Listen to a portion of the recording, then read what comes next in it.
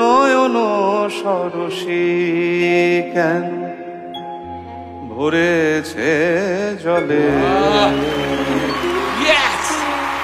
কত কি রয়েছে লেখা কাজলে কাজলে। কলকাতার টিভি চ্যানেল জি বাংলার সারেগামাপা লেজেন্ডসের মঞ্চে নয়ন সারসী কেন ভরেছে জলে গানের প্রথম কলি গিয়ে প্রশংসায় ভাসছেন অনির্বাণ। কিচ্ছু চাইনি আমি রাতারাতি গায়ক হিসেবে খ্যাতি পেয়েছিলেন টালিগঞ্জের অভিনেতা অনির্বাণ ভট্টাচার্য। শাহজাহান রিজেন্সি সিনেমার গানটি এখনও মানুষের মুখে মুখে। গানটির জন্য একাধিক পুরস্কার ঝুলিতেও ভরেছেন অনির্বাণ।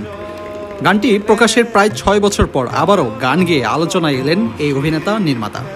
দর্শক, আপনারা দেখছেন দীপ্ত সংবাদ। সবার আগে বস্তুনিষ্ঠ সংবাদ পেতে আমাদের সাথে যুক্ত হতে পারেন ডিজিটাল প্ল্যাটফর্মে।